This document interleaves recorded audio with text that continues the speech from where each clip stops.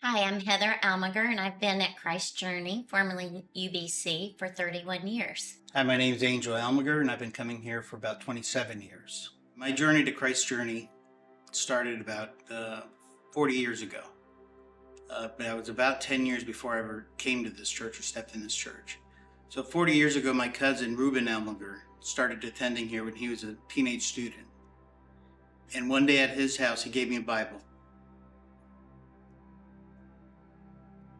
He gave me a Bible that he had been given by student ministry here. And I still have that Bible. And it's pretty worn, but it's been a very important part of my life. Fast forward 10 years, then Heather Richards, my coworker, invited me to come to church here. I was in my Catholic era. Grew up in another church here in Miami. Then a few years later, we got married at the church that I grew up in. And circumstances had it where I wasn't going to that church anymore. I didn't go to church for a couple of years at that point, but she insisted and kept inviting me to come here to Christ Journey, then UBC. So I did come. I relented one day after we had been married for a couple of years.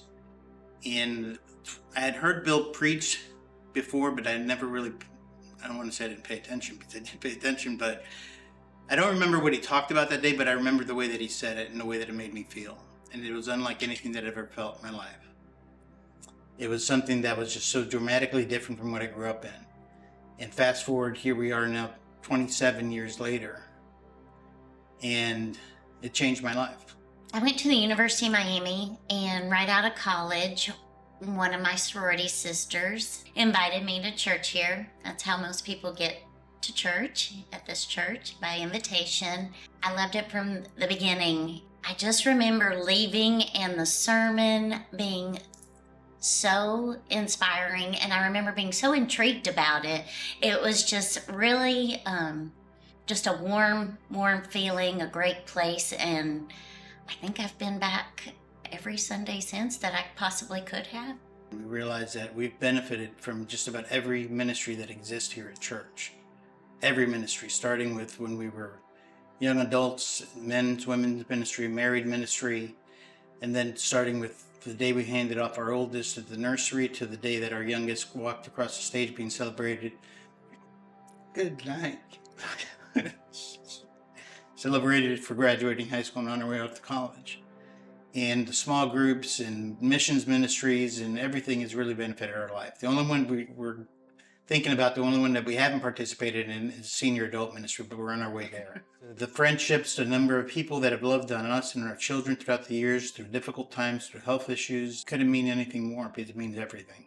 Once we had children, I think that's when we got even more involved. I volunteered some in children's ministries prior to having children, which was kind of funny thinking back on that. But once we had our own children and we trusted them with the volunteers and staff and lay leaders here, I think it really cemented our faith even more and brought us closer to the church, and especially the youth ministry and the teenage years. We've seen that with our daughters that are both now away at college, and they are secure in their faith. They believe what they believe. Inviting our sorority sisters to go to church and bringing other people to church and just continuing what was going on here.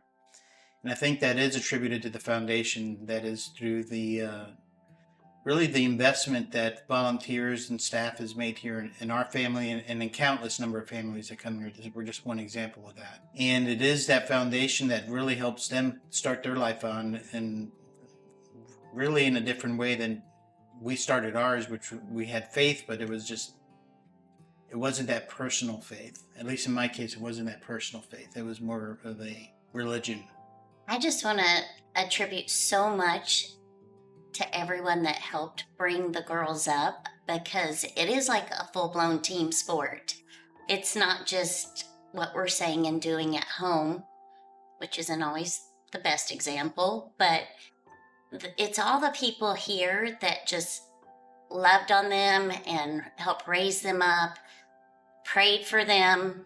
I remember sending out the graduation announcements, and it was like person after person after person that was from the church that had either led them, taught them, went to camp with them, carpooled with them. You don't really realize that. And you think, oh, yeah, we have friends at church. But then you start looking a little closer at the people that had such an impact on your family, particularly your kids. And it's mind blowing. So we've both been in married coupled groups, and I've been in men's groups, and she's been in women's groups. And my men's group that I meet with every week, we all bring our shared issues that we have that we're dealing at work, at home, with kids, or whatever it might be. And it's just a safe environment that I feel I can bring things to them, and they can speak into my life, and they can speak truth to me, and they can remind me of truth that I already know and sometimes forget. And that has been very, for me, very helpful in my spiritual development, my spiritual growth, of being able to just try to be a better person and be a better man. It's really been a support system for me. And there's been men throughout this church, the time that I've been at this church, that have served in those different roles from every generation. And then I've had the opportunity to interact with student ministry. I made the choice to take high schoolers on a missions trip. And I learned much more from them than they probably learned from me, just being able to spend time from them and sort of see how they interact with each other and everything else. So it's really, for someone who's willing to connect, there's so many different places to connect that are relevant to wherever you are on your walk, in your life, in your mind, in your heart, just things that can feed your soul. I think in order to connect, you've got to put yourself out there. You've got to be willing to take that step and either join a group of some sort or volunteer. And that's probably the two easiest ways to get connected to others in a church this size. And we took the leap of faith many years ago and did a small group. And it was so strange to even say that I was going to give that a try. It was so far out there for me. And we ended up doing a couples group, and we both were very reluctant, but we did it, and I would say that was life-changing. We met 5-6 other couples that we got together with. I believe it was weekly, and would have a really nice meal together and then do our Bible study together. And people very different than us, but some of those couples are still now our dear friends here, and that was great. And then I started volunteering. I think I mentioned before, I originally started volunteering with the youth ministries of 4-year-olds long time ago. And then after I had children, I kind of put that on the back burner, and now I volunteer in guest services. And I love meeting all of my co-workers there. And it's just a cute, tight-knit little family. It was such an honor to be asked to be part of the Future Beckons initiative. And it was an easy yes from the first minute, mostly because of the excitement that I have for this building going up on Sunset.